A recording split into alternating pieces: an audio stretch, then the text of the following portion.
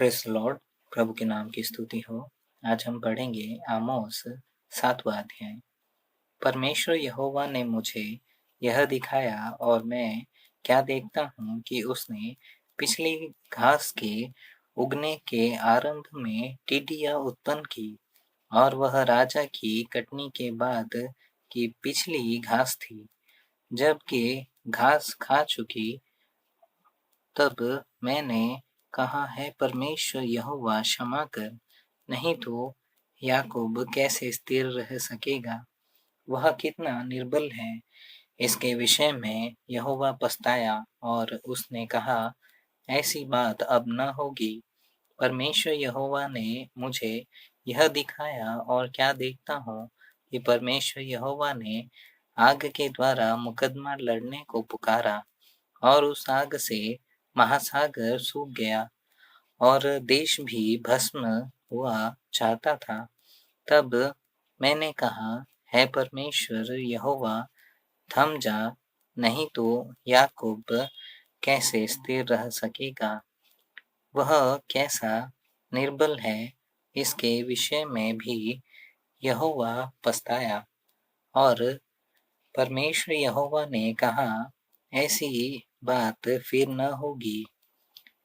उसने मुझे यह भी दिखाया, मैंने देखा कि प्रभु साहुल लगाकर बनाई हुई किसी भींत पर खड़ा है, और उसके हाथ में साहुल है। और यहोवा ने मुझसे कहा, है आमोस, तुझे क्या देख पड़ता है। मैंने कहा, एक साहुल। तब परमेश्वर ने कहा, देख, मैं अपनी प्रजा इज़राइल के बीच में साहुल लगाऊंगा।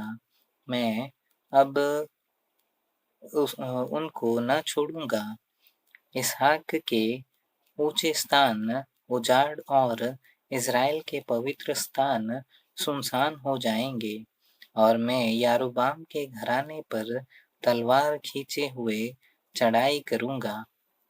तब बेतेल के याजक अमस्याह ने इज़राइल के राजा यारोबाम के पास कहला भेजा कि आमोस ने इज़राइल के घराने के बीच में तुझसे राजद्रोह की गोष्ठी की है।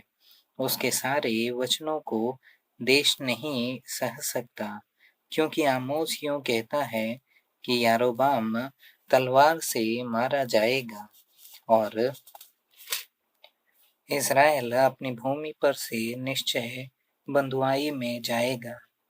और अमस्याह ने आमोस से कहा, है दर्शी, यहाँ से निकलकर यहूदा देश में भाग जा, और वहीं रोटी खाया कर और वहीं भविष्यवाणी किया कर, परंतु बेतेल में भी कभी भविष्यवाणी न करना, क्योंकि यह राजा का पवित्र स्थान और राजनगर है। आमोस ने उत्तर देकर अमस्याह से कहा, मैं न तो भविष्यवक्ता था और न भविष्यवक्ता का बेटा। मैं तो गाय बैल का चरवाहा और गुलर के वृक्षों का छाँटने हारा था।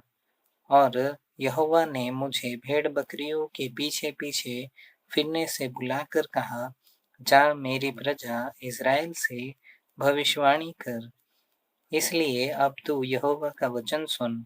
तू कहता है कि इज़राइल के विरुद्ध भविष्यवाणी मत कर, और इसहाक के घराने के विरुद्ध बार बार वचन मत सुना।